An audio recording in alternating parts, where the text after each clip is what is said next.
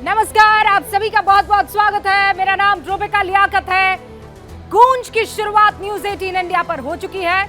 आज बिहार के दरभंगा में हाई प्रोफाइल हत्याकांड ने सबके होश फाख्ता कर लिए। एक बार फिर से बिहार की कानून व्यवस्था पर इस हाई प्रोफाइल मर्डर केस ने सवाल खड़े कर दिए हैं। पूरा विपक्ष नीतीश कुमार और एनडीए सरकार पर बेलगाम अपराधियों को लेकर हमलावर हो गया है। दरअसल बिहार सरकार के पूर्व मंत्री और वीआईपी पार्टी के मुखिया मुकेश सहनी के पिता जितिन सहनी की उनके घर ही में हत्या कर दी गई है। जितिन सहनी को धारदार हथियार से कई बार उन पर वार किया गया और मार डाला। सुबह उनके घर में जब लोग पहुंचे तो जितिन सहनी का शव क्षित विक्षित हालत में मिला। जितिन सहनी 2-3 नौकर और ड्राइवर के साथ घर में रहते थे। पुलिस का पूरा महकमा हत्या की वजह मालूम करने में इस वक्त लगा हुआ है। इस हत्याकांड के बाद बिहार पुलिस ने सीसीटीवी के आधार पर 2 लोगों को हिरासत में ले लिया है। बिहार पुलिस के एडीजी जितेंद्र सिंह गंगवार जो हैं, उनकी तरफ से ये बयान आया है कि मामले का जल्द से जल्द खुलासा कर दिया जाएगा कि आखिर इसके पीछे की वजह क्या है, कौन है, आपसी रंजिश है या फिर ये राजनीतिक लड़ाई है। सीसीटीवी फुटेज के अवलोकन के बाद 2 संदिग्धों को वहां से डिटेन कर उनसे पूछताछ की प्रक्रिया प्रारंभ की जा रही है। सभी बिंदुओं पर पूरी गंभीरता और संवेदनशीलता के साथ बहुत ही बारीकी और सघनता के साथ जांच की जा रही है। हम लोग शीघ्र ही कांड का उद्भेदन करने में सक्षम होंगे और घटना में संलिप्त अपराधकर्मी को गिरफ्तार करेंगे, ऐसी हमारी टारगेट है। अब बिहार में हुए इस हाई प्रोफाइल हत्याकांड के बाद सियासत हाई प्रोफाइल हो गई है। पूर्णिया के सांसद पप्पू यादव इस हत्याकांड के लिए सीधे नीतीश कुमार को निशाने पर ले रहे हैं। कह रहे हैं कि प्रशासन वसूली में व्यस्त है तो अपराधी तो बेलगाम होंगे ही। सुनिए क्या कह रहे हैं पप्पू यादव। इन्हें लॉ एंड ऑर्डर से कोई मतलब नहीं। पूरा बिहार अपराधियों के चंगुल में है, भगवान भरोसे है। माफिया अपराधी पदाधिकारी और नेता के गठजोड़ से बिहार चल रहा है। हालात अच्छे नहीं हैं। नीतीश बाबू, सुशासन का क्या हुआ? क्या यही सुशासन है? उधर बीजेपी प्रवक्ता अजय आलोक ने बयान दिया है।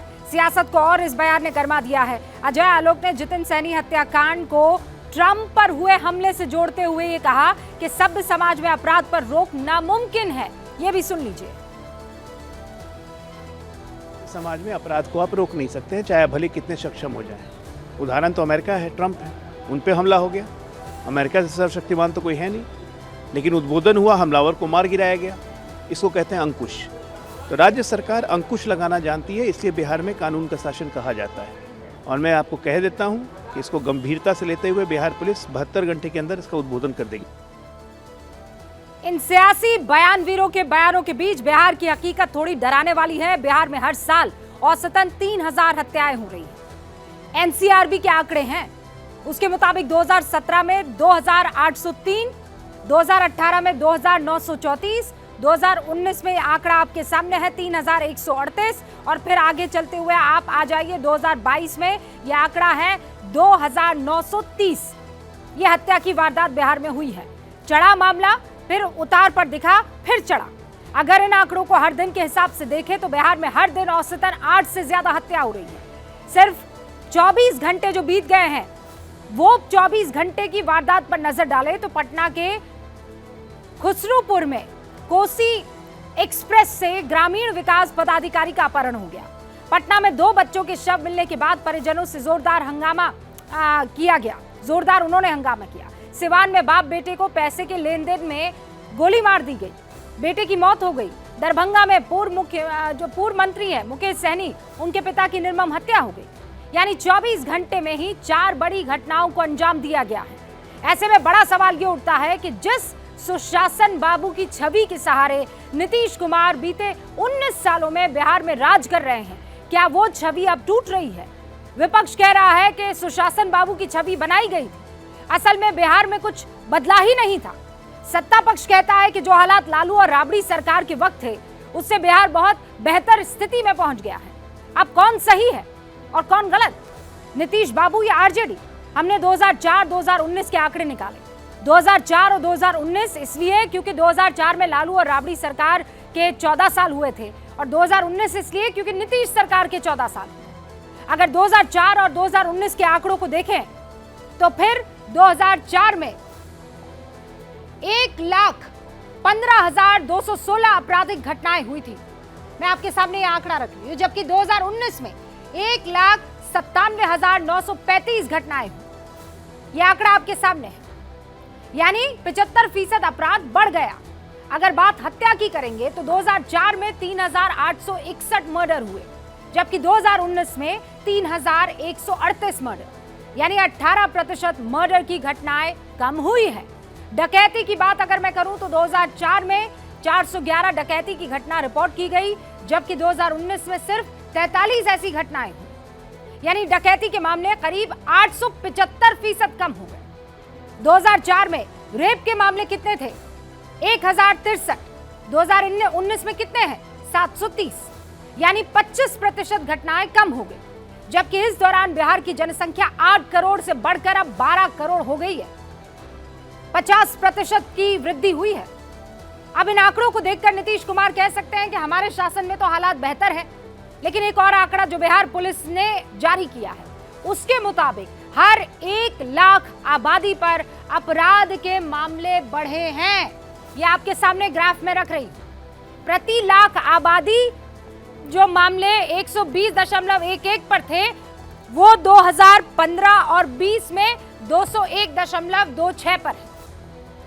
ये प्रति लाख आबादी है। SCRB के यानी स्टेट का जो क्राइम रिकॉर्ड है उसके आंकड़े हैं। उसके मुताबिक 2000 से लेकर 2004 अपराध दर 120.11, 2005 और 9 में आपके सामने ये बढ़ी, फिर और इसमें बढ़ोतरी आई 157, फिर इसमें और बढ़ोतरी आई और मामला कहां जाकर टिक गया? 201% पर। और ये बिहार पुलिस के जारी किए गए आंकड़े हैं। इन तमाम आंकड़ों के बाद कुछ सवाल जो बिहार के हर पार्टी से पूछा जाना चाहिए, हर पार्टी से सोच समझ के इस शब्द का इस्तेमाल कर रही हूं। सवाल ये कि क्या बिहार में अपराध पर कंट्रोल करना नामुमकिन हो गया है? कोई सरकार आ जाए। सवाल ये कि क्या सुशासन बाबू की पुलिस का इकबाल अब खत्म हो गया है? ये बड़ा सवाल है। और तीसरा सवाल ये कि बिहार में अपराध खत्म करने का मास्टर प्लान क्या किसी माई के लाल के पास मौजूद है? इन सवालों का जवाब देने के लिए गूंज में सारे मेहमान हमारे साथ जुड़ चुके हैं, तो शुरू करते हैं गूंज।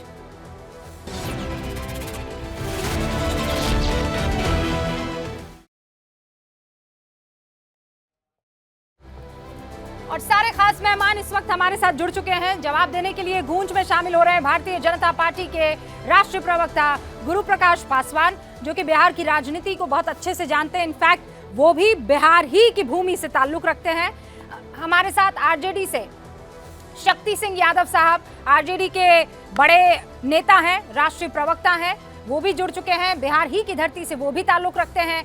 जेडीयू से नीरज कुमार साहब, वो भी बिहार के ही पुत्र हैं। एलजेपी रामविलास गुट से धीरेन्द्र कुमार जी हमारे साथ हैं, वो भी बिहार से ताल्लुक रखते हैं। और वीआईपी पार्टी से यानी मुकेश सहनी की पार्टी, जिनके पिता का कत्ल कर दिया गया बिहार में, देव ज्योति हमारे साथ जुड़ चुके हैं। वरिष्ठ पत्रकार कन्हैया भेलारी भी। आप सभी का बहुत बहुत स्वागत है। शुरुआत गुरु प्रकाश जी मैं आपसे कर रही हूं, इसलिए क्योंकि सवाल एनडीए से होंगे और उसमें भी आपसे कि बताइए सुशासन बाबू का ये शासन है कि वीआईपी भी अब सेफ नहीं?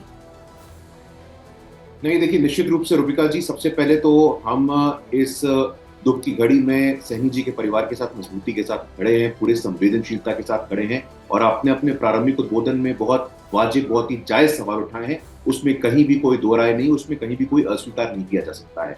हत्या किसी की भी हो, हत्या सामान्य व्यक्ति की हो, हत्या आम नागरिक की हो, हत्या किसी विशिष्ट व्यक्ति की हो, हत्या किसी राजनेता की हो या राजनेता के परिवार की हो, गंभीर से गंभीर मामला होता है। और जैसे ही ये खबर हमारे पास आई थी, जो जानकारी आई है, सीएम साहब ने खुद डीजीपी को इंस्ट्रक्ट किया है, एसआईटी बनाया गया है। दरभंगा रेंज के जो डीआईजी बाबूराम है, उन्होंने डंके की चोट पे कहा है कि अगले 4 से 6 घंटे में उद्बोधन किया जाएगा और जो भी अपराधी है उसके ऊपर सख्त से सख्त कार्रवाई की जाएगी। रूबिका जी, आपने अपने उद्बोधन में अच्छी बात कहा कि भाई व्हाट अबाउटरी का समय नहीं। व्हाट अबाउटरी आरजेडी के समय क्या होता था, बीजेपी के समय क्या होता था, अब उससे आगे बढ़ने की बात है। पूरी संवेदनशीलता, पूरी निष्पक्षता के साथ राजनीति से ऊपर उठ के जो लॉ एंड ऑर्डर का मसला है, जो कि बिहार में कहीं ना कहीं बड़ा मुद्दा है, निश्चित रूप से हमारे सीएम साहब, हमारे डिप्टी सीएम साहब ने न सिर्फ कॉग्निजेंस लिया है, जबकि लगातार सिचुएशन को बहुत क्लोजली मॉनिटर कर रहे हैं और सुनिश्चित करेंगे। जब डीआईजी खुद कहती है कि अगले 4 से 6 घंटे का समय दीजिए, उस 4 से 6 घंटे में सख्त से सख्त कार्रवाई रूबिका जी हम सुनिश्चित करेंगे। आप आश्वस्त रहिए। नहीं, राजनीति करने से बचने की आवश्यकता है। गुरुप्रकाश जी, एक तो अच्छी बात है कि आप ये मान रहे हैं कि बहुत बड़ी गड़बड़ हो गई है। अच्छी बात है कि आप ये कह रहे हैं कि चीजों में तब्दीली आनी चाहिए, लेकिन कितना और इंतजार करेंगे? कितनी और ऐसी हत्याएं होंगी और हमें इस तरीके से डिबेट करना पड़ेगा। हमारे साथ शक्ति सिंह यादव जी भी जुड़ चुके हैं। शक्ति जी, ये वाकई बहुत दुर्भाग्यपूर्ण है। मतलब सरेआम तो इस तरीके से किडनैपिंग और हत्या की खबरें हम देख ही रहे थे, अब एक पार्टी के अध्यक्ष के पिता की हत्या हो जाती है घर में घुसकर। शत विकसित हालत में मिलता है शरीर। रूबिका जी, हत्या जिस रूप में की गई, निश्चित तौर पर हर लोग सन्न रह गया और हर लोग चिंतित है कि आखिर बिहार कहाँ खड़ा है। हम ये कहते हैं कि कानून का राज है, हम कहते हैं अपराध मुक्त बिहार है, बाबत भी अगर अपराध सरचढ़ के बोले और हर कोने से गोलियों की ततराहट से आम लोग अगर थर्रा उठे, कोई दिन नहीं है, कोई इलाका नहीं है, कोई कस्बा नहीं है जहां आपराधिक घटनाएं नहीं घटती। सवाल है कि जिस तरह से हत्या की है, शरीर को किस रूप में काटा गया है, एक चिंता का विषय। ऐसा नहीं कि मुकेश सहनी जी, चाहे जनता दल यू हो या भारतीय जनता पार्टी, उनके नेताओं की भी हत्या लगातार बिहार में हो रही है।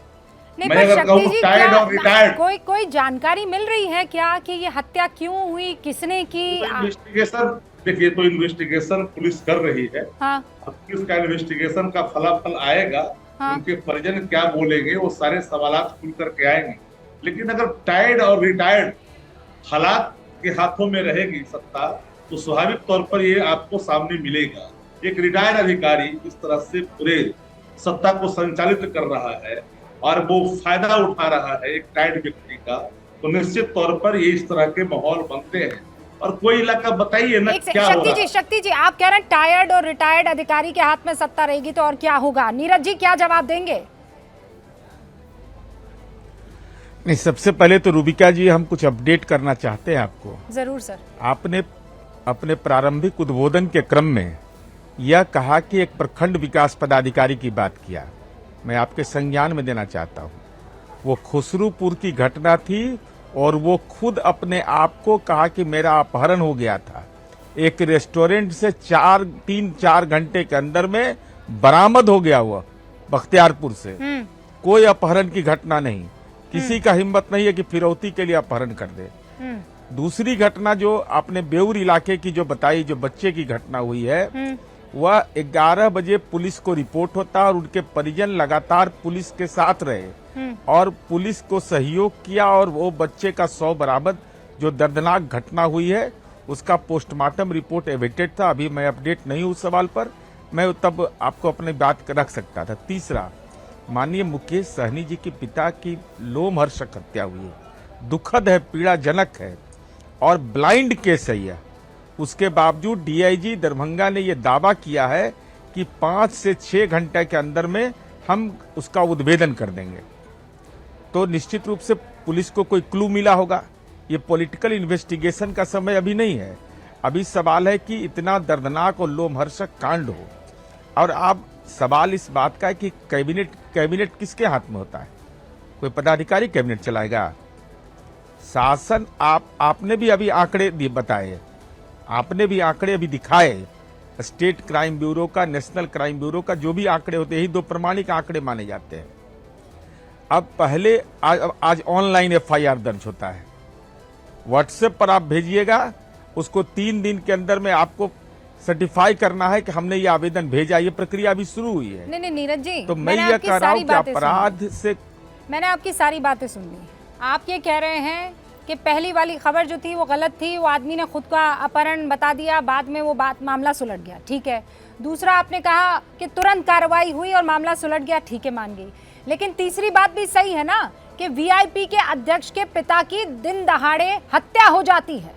छोटा मोटा कोई आदमी नहीं है, एक पार्टी के मुखिया के पिता की अगर हत्या होती है तो इकबाल कहाँ गया कानून का सर? इसका मतलब ये है कि सामने वाले को पता है कुछ नहीं हो सकता है, बड़े से बड़े आदमी का सर तन से जुदा कर दो, कोई फर्क नहीं पड़ेगा। नहीं रूबिका जी, एक आम आदमी की हत्या करेगा तब पर भी सीआरपीसी और आईपीसी में 302 ही लगेगा, और खास का भी होगा तब भी होगा। इसका मतलब यह नहीं है कि हम यह कह रहे हैं कि यह हत्या दुखद है, ब्लाइंड केस है। ब्लाइंड जिसको कहते हैं, इन्फॉर्मेंट कोई नहीं है, कोई विटनेस नहीं है। उसके बाद भी अगर पुलिस के डीआईजी ने यह दावा किया है कि हम 5 से 6 घंटा में उद्भेदन कर देंगे, तो हमको लगता है कि उसकी प्रतीक्षा हमको करनी चाहिए। पर नीरज जी, ये तो जो बहुत ही FSL की रिपोर्ट अनफॉर्चुनेट है कि आप कह रहे हैं कि मामला जब हो गया, हत्या हो गई, उसके बाद उसे सॉल्व करने में हम 5 से 6 घंटे लगा रहे। मैं तो प्रभु आपसे पूछ रही हूँ कि अगर ये हत्या हुई है तो हुई क्यों? बिहार में अपराध अगर इस तरीके से सबको डरा रहा है तो डरा क्यों रहा है? आप ही लोग तो कह रहे थे ना कि इन लोगों को वोट मत कीजिएगा। लालू यादव और बाकी ये तमाम लोगों ने लॉ एंड ऑर्डर की सिचुएशन को नेस्तनाबूद कर दिया था नीरज जी। नहीं कहा था ना आप वो दौर हमें नहीं लाना है, आपने कहा था ना नीरज जी। नहीं रूबिका जी, अगर आप पॉलिटिकल डिबेट करना चाहते हैं तो हम तैयार हैं, हमको कोई दिक्कत नहीं है। हाँ, अगर पॉलिटिकल डिबेट करना चाहते हैं अपराध पर, तैयार रहिए। अपराध से ना निपटने पर सवाल का जवाब देने के लिए भी नीरज जी आपको तैयार होना पड़ेगा। बिल्कुल। कहीं कोई आप बताइए कि सुशासन का मतलब क्या होता है? आप बताइए मुझे। सुशासन का मतलब होता है अपराध शून्य हो जाना, है ऐसा कोई फॉर्मूला? तो आप बता दीजिए, हमको मदद करिए, आपकी मदद नहीं। आप मुझे सुशासन का मतलब होता है कि शासन, मैं बता रहा हूं श्रद्धेय अटल जी ने इस शब्द का इस्तेमाल किया। सुशासन का मतलब होता है कि जो शासन व्यवस्था है उसको मजबूत करना, उसको सुदृढ़ करना, अरे सर, तंत्र को ठीक करना। गुड गवर्नेंस उसी को कहते हैं। गुड गवर्नेंस और ये जो आप कह रहे हैं पुलिस का इकबाल, ये सब मुझे यहाँ पर नजर नहीं आ रहा है। कुछ 2 और मेहमान हैं, उनसे भी मैं पहले बात कर लेती हूँ, उसके बाद आपसे इस पर लंबे चर्चा हो जाएगी। हमारे साथ खुद वीआईपी से देव ज्योति जी जुड़ चुके हैं। इनफैक्ट वो वहीं पर जा रहे हैं, मुझे जो जानकारी मिली है देव ज्योति जी, जहां पर अब उनके पार्थिव शरीर को जो है दर्शन के लिए रखा गया है। देवज्योति जी, वजह क्या है, किसने हत्या की है, परिवार की तरफ से कोई जानकारी जो आप साझा करना चाहें? देखिए, अभी हम लोग पहुंचने वाले हैं, 1-1.5 घंटा और लगेगा दरभंगा पहुंचने में, जहां आदरणीय नेता हमारे सन ऑफ मला मुकेश सहनी जी का घर है, और आदरणीय नेता भी हमारे साथी हैं, आगे वाले गाड़ी में वो जा रहे हैं। अच्छा। तो 2 प्रश्न हम करना चाहते हैं। हाँ। गांव है, गांव में कोई बुजुर्ग रह रहा है, हमने दस्तखत करके सरकार को लिख के दिया था कि इनके दरभंगा वाली घर पे और इनके घर पे हमारे नेता पे खतरा है, इस पे एडिक्वेट सिक्योरिटी आप अपने हिसाब से इंतजाम करें, क्योंकि पहले Y+ सुरक्षा इनको मिला हुआ था, Y+ हटा लिया गया केंद्र सरकार के द्वारा। देखिए, हम उसकी बात नहीं बोल रहे हैं। एक चौकीदार तक सरकार ने वहां नहीं दिया, ना वहां के एसपी हो या वहां का डीएसपी हो, उस पत्र को आज 1 महीना हो गया। ये मुझे पता चला कि वो चिट्ठी को लेके घूमा, वो सरदार पटेल भवन में चिट्ठी घूमा, और चिट्ठी घूमने के बाद जो है इन लोग कागज को फिर क्या किए नहीं किए, ये सरकार पुलिस को जवाब देना चाहिए। हाँ। क्योंकि एक बुजुर्ग आदमी अगर रहता है घर में तो वहाँ एक सुरक्षा मिलनी चाहिए। आप मिनिस्ट्री ऑफ होम अफेयर्स की सुरक्षा किसी को दिए हुए हैं, और हम लोग आदरणीय तेजस्वी यादव जी के साथ इंडिया गठबंधन में आ जाते हैं, तो हमारे नेता की सुरक्षा को छीन लिया जाता है। तो सुरक्षा का जो पत्र हम लोग बराबर लिखते रहे हैं, डीजीपी को, मुख्य सचिव को, होम सेक्रेटरी को बराबर लिखते रहे हैं कि भाई वहाँ एडुकेट सिक्योरिटी का इंतजाम किया जाए, हमारे नेता को भी किया जाए। गुरु सब जगह प्रकाश आदमी जी को क्या जवाब देंगे खतरा आप? होता है। आपके साथ थे तब सिक्योरिटी थी, जब आपका साथ छोड़ दिया तो सिक्योरिटी ने भी उनका साथ छोड़ दिया, आप चिट्ठी ले लेकर घूमते रहे और आज ये दिन देखना पड़ रहा है। नहीं रुबिका जी, बिल्कुल मुझे लगता है, देखिए इसको पॉलिटिकल नजरिए से देखने की आवश्यकता नहीं कि हमारे साथ थे तो नहीं आ रही है। नहीं रुबिका जी, हम हाँ। कह रहे हैं कि इसको पॉलिटिकल लेंस से देखने की आवश्यकता नहीं है। ये कहना आपका ठीक नहीं कि हमारे साथ थे तो सिक्योरिटी थी, हमारे साथ मैं थी तो नहीं कह सिक्योरिटी रही, नहीं ये है। देवज्योति जी खुद कह रहे हैं। नहीं वही, ये उनका इन्फ्रेंस है, लेकिन हम बता देना चाहते हैं कि निश्चित रूप से देखिए लॉ एंड ऑर्डर एक टॉप मोस्ट प्रायोरिटी है, और अगर ऐसा हुआ है, अगर कोई लैप्सेस हुए हैं एडमिनिस्ट्रेटिव स्तर पे या सुरक्षा के स्तर पे, तो उसके खिलाफ सख्त से सख्त कार्रवाई होगी, लेकिन ऐसा नहीं होना चाहिए था। हम पुनः बोल रहे हैं इस बात को। देखिए लगातार जब वहां उस रेंज के डीआईजी हो, उस रेंज के डीजीपी की एसआईटी की बात हो, एसआईटी की घोषित करने की बात हो, तो हमारे लिए सर्वोच्च प्राथमिकता का विषय है। जब पूरी की पूरी सरकार की टॉप लीडरशिप सारे के सारे सिचुएशन को क्लोजली मॉनिटर कर रही है, तो निश्चित रूप से सरकार सजग है। कमियां हैं, कमी को स्वीकार कर रहे हैं, इससे हम भाग नहीं रहे हैं। बिहार में स्वभावतः, बिहार का आपने 2000 से लेकर के आज तक का बड़ा अच्छा आकलन किया है। 2000 से लेकर के आज तक का आपने जो एनसीआरबी का आकलन किया है, तो किसी एक सरकार को, किसी एक पार्टी को दोष देना कहां तक ठीक है? रुबिका जी, हम आपसे पूछना चाहते हैं। हत्या दुखद है। अब कोई भी समाज हो, देखिए समाज में अभी आप एक बयान भी दिखा रही थी, हमारा प्रयास होता है कि आदर्श की स्थिति हो, हत्याएं कम से कम हो, दुर्घटनाएं कम से कम हो, ये हमारा प्रयास है, ये हमारा ऑब्जेक्टिव है, लेकिन हम इसको प्राप्त कर पाए क्या, बड़ा प्रश्न है। नहीं गुरु प्रकाश जी, आप लोग जो अटैक करते रहे हैं अपने विपक्षी पर, विरोधियों पर, लालू राबड़ी के दौर को आप लॉ एंड ऑर्डर से ही जोड़कर करते रहे हैं ना। हत्या के आंकड़े मैं अभी आपको बता रही हूँ एनसीआरबी के, जब 14 साल नीतीश बाबू के पूरे हुए और 14 साल राबड़ी देवी और लालू प्रसाद सरकार के पूरे हुए, उन दोनों के आंकड़े जब हमने दिखाए तो हत्याओं के मामले नीतीश बाबू की सरकार में ज्यादा है। ये कोई और नहीं कह रहा है, एनसीआरबी के आंकड़े कह रहे हैं। तो फिर कहां लॉ एंड ऑर्डर की सिचुएशन बेहतर हुई, कैसे हुई? नहीं देखिए रुबिका जी, इसी के आधार पे हमारे विपक्ष के बहुत सारे लोग कह रहे हैं।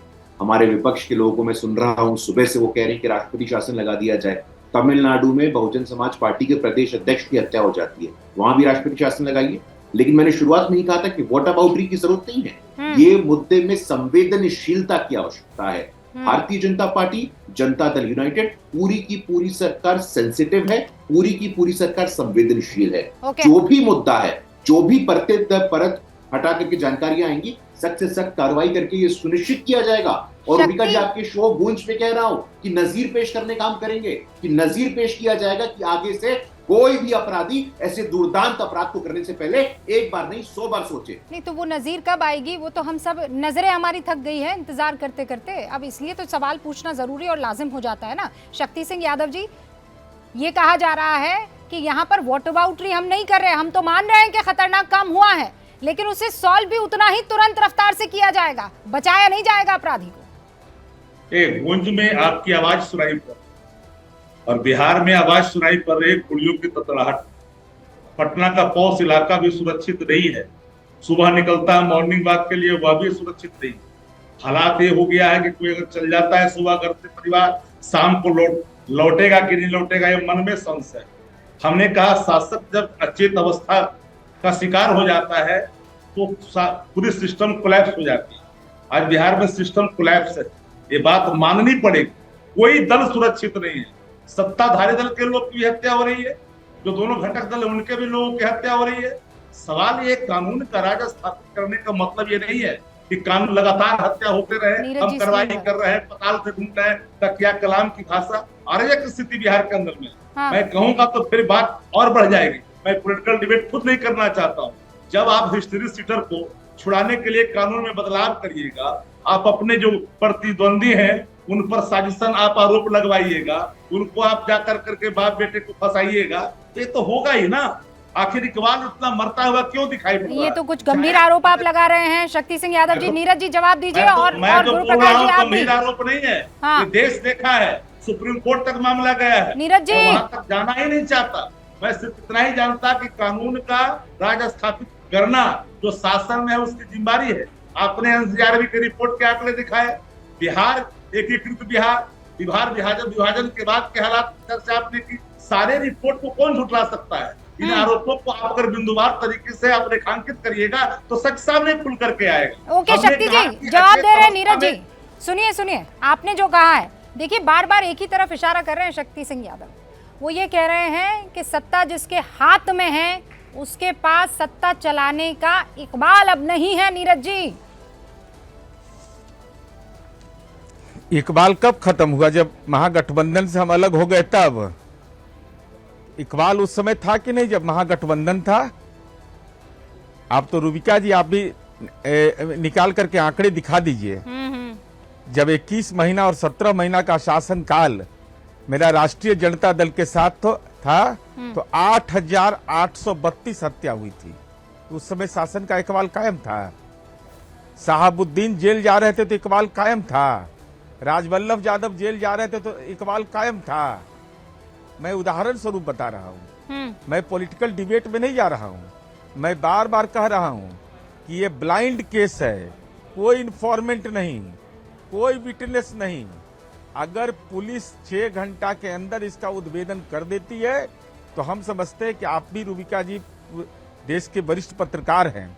अगर 6 घंटा में पुलिस का दावा अगर सही साबित होता है और अगर इन्वेस्टिगेशन में कहीं पक्षपात हो रहा है, कोई गड़बड़ी हो रही है, कोई इसमें गलत हो रहा है, तो निश्चित रूप से सवाल खड़ा करना चाहिए। लेकिन हम अपराध हुआ है इसको स्वीकार भी कर रहे हैं और हम यह भी कर रहे हैं कि ब्लाइंड केस है एकदम, कोई विटनेस नहीं, कोई इन्फॉर्मेंट नहीं। ओके। और तब पुलिस अगर 6 ये घंटे मेरे के ख्याल अंदर से उद्भेदन कर दे, 6ठी-7वीं तो मर्तबा कम से है कम जब आप कह रहे हैं ये ब्लाइंड केस है, ना कोई गवाह है, ना कोई विटनेस है, ना किसी ने कुछ देखा है, ना किसी को किसी बारे में कुछ जानकारी है। बेल्लारी जी भी हमारे साथ यहाँ पर है और धीरेन्द्र जी भी है। धीरेन्द्र जी, आपका रुख करूंगी, लेकिन बेल्लारी जी, आज कानून व्यवस्था को लेकर जो लोग सवाल उठा रहे हैं, नीरज जी कह रहे हैं क्यों जब वो उनके साथ थे तब कानून बराबर था, बढ़िया था, दुरुस्त था, और आज हड्डी पसली एक हो गई है कानून व्यवस्था की। देखिए रूबिका जी, हम लोग पटना में रहते हैं।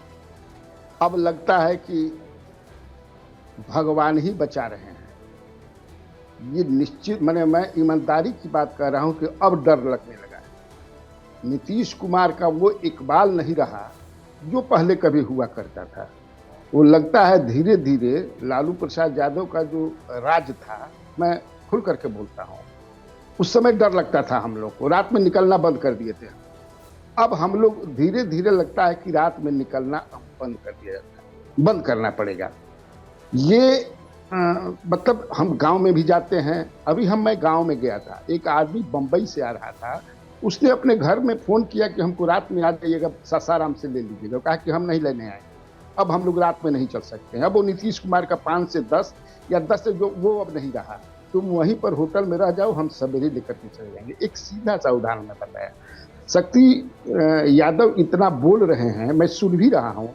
ये शक्ति यादव का कल भी मैं सुन रहा था, ये बोल रहे थे कि हम लोग तो शुरू से कह रहे हैं कि भ्रष्टाचार बढ़ गया है। मंत्री ने कल कहा था कि बिना पैसा लिए काम नहीं होता है। यही शक्ति यादव जब सुधाकर सिंह ने कहा था कि मैं चोरों का सरदार हूँ और हमारे विभाग के सारे चोर हैं, डकैत हैं, तो ये कहते थे कि ना ये झूठ, ऐसा नहीं है, ये चोरी नहीं है, हमारे नीतीश की सरकार में चोरी नहीं होती है।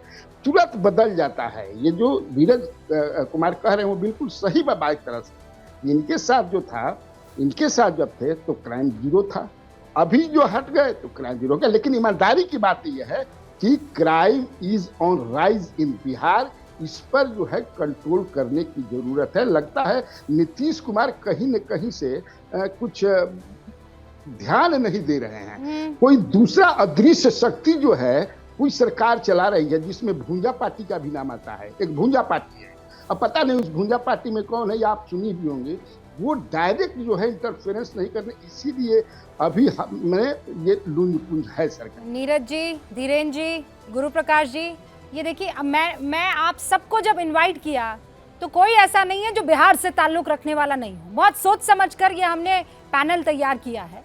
बिहार की राजनीति हो कि बिहार के सामाजिक व्यवस्था हो, वहाँ का ताना बाना हो, आप 6 लोग बहुत अच्छे से इसको समझते हैं। और ये मैं नहीं कह रही हूँ, वहाँ पर मौजूद बेल्लारी जी बोल रहे हैं। नीरज जी बताइए, कौन सी अदृश्य शक्ति है जो इस वक्त सिस्टम को चला रही है, सरकार को चला रही है? और शक्ति जी, आपको भी जवाब देना पड़ेगा कि ये अदृश्य शक्ति जब आप उनके साथ थे तब आपको दुखी नहीं करती थी, लेकिन आज दुखी कर रही है। लेकिन एक बड़ी खबर आपको बता दूं, जब हम बहस कर रहे थे उस वक्त मुकेश सहनी की तरफ से, जिनके पिता की हत्या बिहार में हुई है, एक बड़ा बयान आ गया है। मुकेश सहनी का कहना है कि मेरे पिता की निर्मम हत्या कर दी है और आज ये निषाद समाज के लिए काला दिन है। मुकेश सहनी ने अब से कुछ देर पहले मीडिया कर्मियों से ये बात की है और मुकेश सहनी की तरफ से कहा गया है कि हत्या करने वाले ने निर्मम हत्या की है मेरे पिता की और आज ये काला दिन है निषाद समाज के लिए। सारे खास मेहमान हमारे साथ बने हुए हैं, उनसे इस मसले पर चर्चा चली रही है।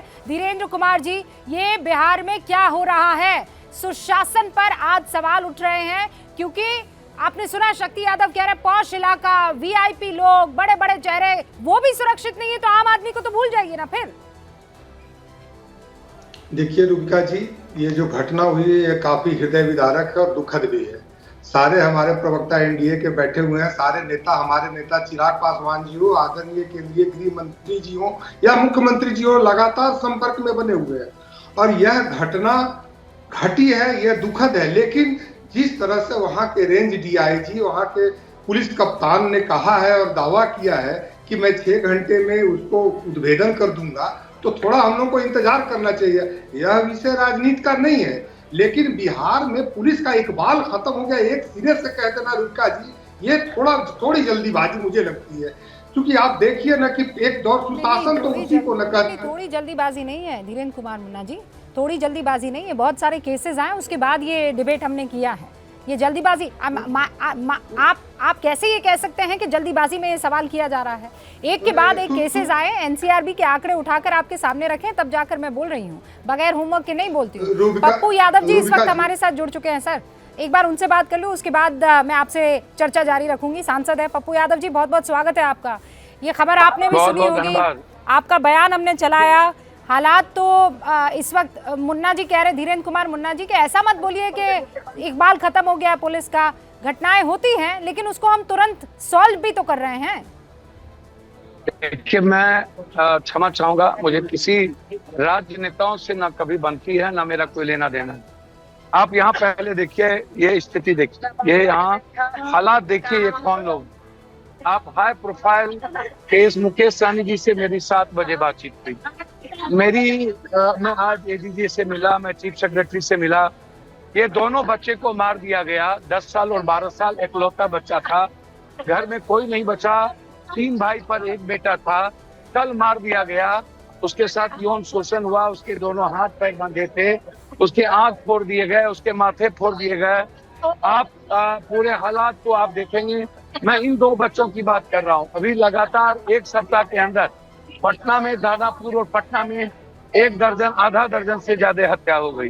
मुजफ्फरपुर में 200 से ज्यादा बच्ची का यौन शोषण हुआ नौकरी के नाम पर। लगातार गैंग काम कर रही है और लड़कियों के साथ शारीरिक शोषण करता है। पूरे बिहार के हालात देखिए आप लोगों ने, मैं दिल से कह रहा हूँ कि आपकी संवेदना है। आप जब इतने हाई प्रोफाइल हुए, जिससे होम मिनिस्टर, गृह मंत्री जी, सभी लोगों ने बातचीत की, क्या इन लोगों को, जितने बड़े नेता हैं, ये 2 बच्चे याद नहीं आए? क्या 200 बच्ची के साथ यौन शोषण हुआ, किन्हीं नेता को, गृह मंत्री जी को, मुख्यमंत्री जी को वो याद नहीं आया? विपक्ष के नेता को वो याद नहीं आया? क्या मैं जानना चाहता हूँ, दानापुर में और पूरे बिहार में जो हत्या हो रही है, क्या उसकी गंभीरता, पप्पू यादव का कोई रिश्तेदार मरेगा, कोई नेता का, कोई मंत्री का, उसकी गंभीरता दिखाई जाएगी। हत्या होती है, घटना बहुत ही विदारक है। पिता नहीं रहे, मुकेश जी वहां पहुंचे हैं, हमने मुकेश जी से बातचीत की। एसपीडी ट्रायल के लिए मैंने एडीजे से कहा, वहां तो एसआईटी जांच हो गई, एसएफएल रिपोर्ट की बात हो गई।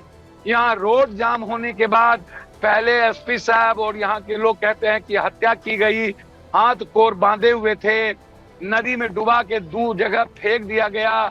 जो अपार्टमेंट है वो एक पूर्व मंत्री और नेता का अपार्टमेंट है, उसके साले बना रहे हैं।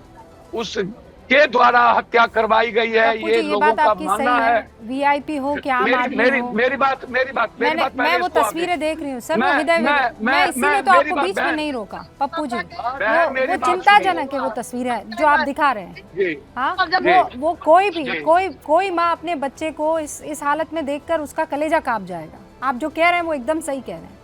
मैं आज जो डिस्कस कर रही हूँ कि क्योंकि नीतीश बाबू को तो कहते थे सुशासन बाबू, ये जो हो रहा है ये क्यों हो रहा है, क्या वजह आपको लग रही है? मैं वही बात कह रहा हूँ। देखिए, 2 बार जब नीतीश बाबू मुख्यमंत्री थे, एक इकबाल था, सुशासन भी था, और जब हम बदलते गए, एक कभी इस गठबंधन कभी उस गठबंधन, तीसरे बार के बाद जब हम चौथे बार वो सरकार में आए और मुख्यमंत्री बने, मुझे कहने में कोई अतिशयोक्ति नहीं है, इसको आप पहले गौर से समझिए। पहला कि मुख्यमंत्री जी निश्चित रूप से कोई और सरकार चला रहा है, उसमें मुख्यमंत्री की भागीदारी बहुत कम है। सरकार इस बिहार के बड़े पदाधिकारी और 1-2 छुट भइये नेता। दूसरी चीज, आप पहले इसको देखिए, जब आप कोई जिला जाएंगे, शहर जाएंगे, आज बिहार में सबसे ज्यादा परिस्थितियां क्या है? कोरेक्स हर घर में जा चुका है, शराब हर घर में जा चुका है, जमीन की दलाली हर नेता, थानेदार और माफिया मिलके करता है। 3, चौथा जो सबसे इंपॉर्टेंट है वो है बालू या और चीज। ये जब नेता RWD, PWD सब ठेका MP, MLA, मंत्री, विधायक करेंगे, सबके बाप दादा नाना के नाम से रजिस्ट्रेशन होगा, और जिले में शहर में MP भी होंगे, मंत्री भी होंगे, और वही लोग सारा ठेका पट्टा चलाएंगे माफियाओं से मिलकर, और थाना वाला ड्रग्स और शराब बेचवाएंगे, और जमीन कब्जा करके माफिया नेता के घर में बंटवारा होगा। तो अपराध कहां से रुकेगा? ये नेक्सस जब तक नहीं टूटेगा। 2 बार पहले जब नीतीश कुमार जी का इकबाल था तो ये नेक्सस कम था। आज पूरा तरह से थाना और पदाधिकारी सभी नेता पप्पू जी, का परिवार इसमें इन्वॉल्व है। आप ये पहले नेता नहीं है पप्पू जी जो ये बात कह रहे हैं। ये इस डिस्कशन में तीसरी बार ये बात उठकर आ गई है कि सरकार कोई और चला रहा है। अब अदृश्य शक्ति की बात हुई थी अभी, है ना? आप कह रहे हैं नहीं कौन कह रहा है, पर जो भी चला रहा है ना सर, आप कह रहे हैं जो भी चला रहा है उसके बस की नहीं है, गड़बड़ हो रही है। मेरी बात समझिए, जो लोग ये बात कर रहे हैं विपक्ष, आप विपक्ष से पूछिए क्या उन लोगों के नेता जिनको वो लोग टिकट देते हैं, और उन लोगों का क्या स्थिति है, और क्या उन लोगों के नेता शहर में, जिले में, जमीन में, बालू में, शराब में इन्वॉल्व नहीं है? उनसे पूछिए। और जो लोग यह कर रहे हैं, मैं तो यह कह रहा हूं कि नीतीश कुमार जी के शासन और सुशासन पर जब वो इकबाल था तब की बात मैं कर रहा हूँ। मैं ना तो विपक्ष को गाली दूंगा ना मैं सत्ता पक्ष को गाली दूंगा। नहीं पप्पू जी, इसीलिए तो हम आपसे बात कर रहे हैं ना। आप ना तो सत्ता का साथ दे रहे हैं ना विपक्ष का। आप सीधे तौर पर जमीन पर उतरकर बात करने वाले नेताओं में से, ये तो मैं खुद कह रही हूँ। आप वहाँ पर ग्राउंड जीरो पर खड़े हैं ना। तस्वीरें कोई और नेता तो नहीं बता पाया ना पप्पू जी, वो आप ही ने बताई है ना, तो वो तो मैं दिखाऊंगी जो बात आप कह रहे हैं। आप पप्पू जी, क्योंकि मेरे साथ 5-6 और मेहमान मौजूद हैं, आपने इतना वक्त निकाला, आपने वो तस्वीर हमें दिखाई, बहुत बहुत शुक्रिया। और मुझे लगता है अब इसी डिबेट को मैं आगे ले जाऊंगी। पप्पू यादव ने भी वही बात कह दी है। नीरज जी, गुरु प्रकाश जी, कौन है ये अदृश्य शक्ति? ये नहीं कह रहे हैं कि नीतीश बाबू का सुशासन नहीं था, नीतीश बाबू में दमखम नहीं था, वो हुआ करता था, पर वो अब नहीं है। नीरज जी, वो अब नहीं है। नहीं, माननीय पप्पू यादव, नहीं, माननीय पप्पू यादव ने लोक जीवन में रहने वाले हर व्यक्ति को चिन्हित किया है। कौन है वो बताए? पप्पू यादव सांसद है ना। कौन है हमारे परिवार का ठेकेदार? 100 चूहा खा के बिल्ली चली हज करने। मैं बोलूंगा तो फिर जहरीला मैं बोल दूंगा। सार्वजनिक जीवन में जीने वाले हर व्यक्ति को आप कह दीजिएगा बालू का ठेकेदार है, जमीन का दलाल है। आप पर मुकदमा लंबित है पप्पू यादव जी। ये संस्कार नहीं हम लोग का है। हम लोग राजनीतिक कार्यकर्ता हैं। प्रवचन मत दीजिए, कम से कम वाणी पर नियंत्रण रखिए। घटना हुई है, कोई इनकार नहीं करता है, लेकिन आप सारे नेताओं को आप गलत कह दीजिएगा, भ्रष्ट कह दीजिएगा, कह दीजिएगा जमीन का दलाल है, शराब का डिलीवरी सिस्टम में है। क्या बोल रहे हैं आप? क्या बोल रहे हैं आप? पप्पू जी गलत बोल गए क्या? और पहले दूसरी बात नहीं, पहले ये वाली बात। पप्पू नीरज यादव जी। जी आप तो वजनदार आदमी हैं। हाँ, नहीं, नीरज राज जी, ने पहले- एक मिनट रूबिका जी। अच्छा ठीक है, अरे 30 सेकंड। संज्ञा पढ़े हैं, सर्वनाम पढ़े हैं, प्रोनाउन नाउन नहीं पढ़े हैं। नाम बोलने में दिक्कत हो रहा है। अरे ज्ञात शक्ति माननीय कन्हैया भेलारी जी ने भी कहा, अपनी बात को साफ गोई के साथ कहा, लेकिन 100 चूहा खा के बिल्ली चली हज करने। ओके, मैंने प्रवचन दे रहे हैं। ये इशारा भले ही माफ आप पप्पू करिएगा, जी की तरफ कह रहे हैं, नेताओं पप्पू को जी की अब- तरफ कर रहे हैं, लेकिन ये तो शक्ति जी की तरफ भी आता है ना सर, यही वाला इशारा 100 चूहे खाकर बिल्ली चली हज को। नहीं, मैं इसलिए कह रहा हूँ ना। नहीं, मैं उन्होंने सारे नेताओं को कहा, माफ करिएगा, ये नहीं है चरित्र। सर, वो- ये अगर उनका वो चरित्र कह हो रहे हैं, सकता है, वो जनरलाइज कर भाई रहे हैं। उनका हो सकता है कि ना। आप वो है मुट्ठी भर 25 को केस भले के ही अलग मुदाले कर लें, अब चूंकि हम पप्पू 25 केस यादव के है मुदाले नहीं, हैं। तो मैं इस डिस्कशन को कैसे आगे ले जाऊं।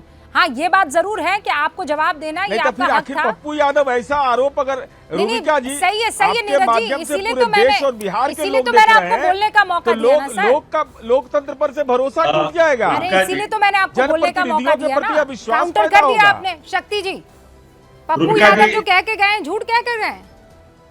रुद्का जी देखिए, पप्पू यादव ने क्या कहा, उनके दंश जिले में हारे हुए जो एमपी हैं उनके संदर्भ में उनकी व्याख्या है, और जिनसे वो चुनाव जीते हैं उनसे उन पर उनकी व्याख्या है। लेकिन सार्वजनिक जीवन में हर व्यक्ति ठेकेदार है, हर व्यक्ति चोर है, ये गलत होगा। मैं इसे कतई मैं भी स्वीकार नहीं करता। हम अतीत के पन्नों में नहीं जाना चाहते किसी के सार्वजनिक जीवन में, और नहीं जाना चाहते अतीत। हम एक लाइन में मैं नहीं जानता हूं कि अपराध हुए हैं तो हुए हैं। आंकड़े आपने ही प्रस्तुत किया, आपने कहा सब कोई से बताइए ना, वो कौन है अदृश्य, कौन नहीं जानता है। Every people are fully known. Retired chief secretary है, अकेला सबको मरमाहत करके रखा है शासन में। डीजीपी जाकर के देखते हैं अक्षम पदाधिकारी है, हटाओ। मुख्यमंत्री कहते हैं हटवा दो, लेकिन वो हटने नहीं देते। कौन नहीं जानता है बिहार के अंदर। नीरज जी, ये है अदृश्य शक्ति। पप्पू यादव ने शो खत्म होते होते बता दिया, एक्सपोज कर दिया। रिटायर्ड अधिकारी का नाम भी ले रहे हैं वो तो। डर से बोल नहीं रहे हैं, हम नाम नहीं लेना चाहते। नहीं, सबको पता है, हर दल में लोग। पहली बात, माननीय पप्पू यादव जी को जहां रहने का मौका लंबे अरसे तक मिला, रूबिका जी, मैं वहां नहीं गया हूं। मैं उनके ज्ञान को चुनौती देने की स्थिति में भी नहीं हूं, क्योंकि वो जहां रहे हैं लंबे कालखंड तक, वो दरवाजा भी हम नहीं देखे आज तक। दूसरा कि कोई भी माननीय मुख्यमंत्री नीतीश कुमार जी की कार्यशैली के बारे में जानता है, उनको कोई डिक्टेट नहीं कर सकता है। सर सुनिए कोई नीरज जी, डिक्टेट करने का आपने अगर बहुत- सोच लेंगे कि डिक्टेट कर नीरज लेंगे, जी, साफ ये गोई से अब आप तक बात का करते ट्रैक हैं। रिकॉर्ड मैं- ही रहा है। मैं सुनिए शक्ति जी मैं ये पप्पू यादव भी यही बात कर रहे हैं, भेलारी जी भी यही बात कर रहे हैं, शक्ति यादव भी ये बात कर रहे हैं। ये लोग चैलेंज कर रहे हैं, कौन है अदृश्य शक्ति? Please let me complete. Nitish Kumar ji conscious leader थे, वंस अपॉन ए टाइम देर बाद नीतीश कुमार, पर आज जो नीतीश जी की अचेत अवस्था का लाभ रिटायर अधिकारी उठा कर करके अगर दलदल में दिया जाना चाहेगा बिहार को, Neeraj ji, who is this retired अधिकारी? किसकी तरफ इशारा कर रहे हैं, कौन है? वही तो हम पूछ रहे हैं, वही तो नाम बताइए ना, नाम बताइए। नाम कौन बताएगा नाम? में नहीं, नाउन में जाइए। 6 चेहरे अभी स्क्रीन नाउन पर हैं। में। गुरु प्रकाश जी, नाउन में। कौन है, नाम मैंने बताएंगे बताया। आप? नाम वीरेंद्र कुमार, कन्हैया बेलारी, देवज्योति, उनके साथ है। शक्ति जी, नाम बताइए ना, नाम बताइए ना, कौन है? परिपक्व है, उनकी मजबूरी है, वो नहीं बोल रहे हैं। रिटायर्ड चीफ सेक्रेटरी है, एक व्यक्ति है, बेटा कॉन्ट्रैक्टर है, यहाँ से लेकर के हरियाणा तक। काहे कौन की नहीं मजबूरी जानता? रहेगा? अरे हम लोग नौकरशाह का नौकरी करते हैं क्या? हम लोग नौकरशाह की नौकरी करते हैं, पैरवी करवाना है? अरे नाम बोलने में डरना नहीं चाहिए। अगर डर कोई नहीं रहा है। साक्ष्य प्रमाण मैंने है, एक लाइन में नाम कहा, है, रिटायर्ड तो बोल देंगे, नाम सेक्रेटरी बोलने है, में क्या दिक्कत जिसका है? बेटा हरियाणा तक काम करता है, ईडी की नोटिस होता है, चुप्पी साधता है, कई सवाल है, सबको अरे पता है। नाम बोलिए, नाम काहे नहीं बोल रहे हैं भाई? किसका बार बेटा, नाम बोले? किसका बेटी, हमें सब लगता है कि आप जानते जानते ही हैं, हैं। और नाम बोलवे आप नहीं कोई- करेंगे। आपको सब अरे बतवा नाम जानते ही बोलिए, हैं। नाम ऑन रिकॉर्ड। अरे अरे आपको पूरा सब बिहार बतवा का लोग जानते जान ही हैं। जाएगा। आप परिपक्व है, सब बतवा जानते हैं। अचेत अवस्था का लाभ कौन उठा रहा है? का आप बेलारी हम जी, वो नहीं कर नाम रहे हैं। बोलबे ना करी। हाँ, ये बूझो तो जाने, ये अच्छा, पहेली के लिए मुझे नहीं पता एक गूंज है। कन्हैया बेलारी जी, आपके पास आऊंगी, मुस्कुरा रहे हैं आप नाम बता रहे हैं। हाँ, पहले उससे पहले गुरु प्रकाश जी, कौन है ये अदृश्य शक्ति? हमें नहीं हरियाणा मालूम, तक के कनेक्शन है, कॉन्ट्रैक्टर हैं, अधिकारी पूर्व रह चुके हैं, आजकल सत्ता उनके हाथ में है। कौन है ये? नहीं रूबिका जी, देखिए इस प्रकार की कोई जानकारी हमें नहीं है। और शक्ति जी बोल रहे हैं, शक्ति जी बड़े हैं, शक्ति जी जानकार हैं, शक्ति जी शासन में रहे हैं, शक्ति जी तेजस्वी जी के करीबी हैं, शक्ति जी सब जानते ही हैं। तो शक्ति जी बताइए ना, हमको तो नहीं मालूम है। अगर हमको पता होगा तो हम कार्रवाई करेंगे। हम लोग गठबंधन के साथी हैं, हम आग्रह करेंगे नीतीश जी ऐसा मत करिए, लेकिन बताना तो होगा ना आपको, स्पष्ट तो करना होगा ना भैया आपको, बिना स्पष्ट किए। लेकिन देखिए रूबिका जी, मैं एक छोटी सी बात यहाँ जोड़ना चाहता हूँ। संपूर्ण पॉलिटिकल क्लास पे जो पप्पू जी ने कहा है, पप्पू जी नेता हैं, वरिष्ठ हैं, लेकिन संपूर्ण पॉलिटिकल क्लास को इस प्रकार आप मटके मेट नहीं कर सकते हैं। आप भी उस पॉलिटिकल क्लास के हिस्सा हैं, आपका पूरा परिवार उस पॉलिटिकल क्लास का हिस्सा है। घटना हुई है, दुर्घटना हुई है, हत्या हुई है। एक पेज पर है, चाहे वो जेडीयू हो के वो आरजेडी हो कि बीजेपी हो। मैंने आप तीनों को अपनी बात रखने का मौका दे दिया कि आप सही कह रहे हैं कि जनरलाइज नहीं कर सकते हैं। वो यहाँ पर नाम लेकर चले जाते हैं, एकदम सही किया। ये मुझे भी क्लिक नहीं किया कि मैं वो नाउन प्रोनाउन जो नीरज जी कह रहे हैं वो उनसे उस वक्त मुझे पूछ लेना चाहिए था। लेकिन भिलारी जी, Who is this अदृश्य शक्ति जिसका नाम शक्ति जी नहीं ले रहे हैं? नहीं तो ये लोग डरते होंगे, हम लोग को डरना क्या है? डर किस बात का? क्यों डरेंगे हम क्या है? हाँ। ये मुझे लगता है कि शक्ति जी बात कर रहे हैं, एक्स जो चीफ सेक्रेटरी रहे हैं, अभी मुख्यमंत्री के पॉलिटिकल एडवाइजर हैं कि कौन एडवाइजर हैं, ये दीपक कुमार की बात कर रहे हैं। और दरअसल मुख्यमंत्री के निवास में एक और भी आदमी रहते हैं जिनका मिश्रा जी हैं, कौन मिश्रा नाम है। हाँ। जो पूरा घर में ये मकान। बेल्लारी जी, मेरे पास वक्त की कमी है, लेकिन ये जो भी है ये ठीक नहीं है। अगर आप सब एक ही बात कह रहे हैं, एक ही सुर में कह रहे हैं, और आप कह रहे हैं वहां से चल रहा है मामला और सीएम की तरफ से नहीं, तो फिर ये हालात तो दिख रहे हैं ग्राउंड जीरो पर। सुशासन बाबू के रहते उनके नाक के नीचे क्या हो रहा है, जो ठीक नहीं है।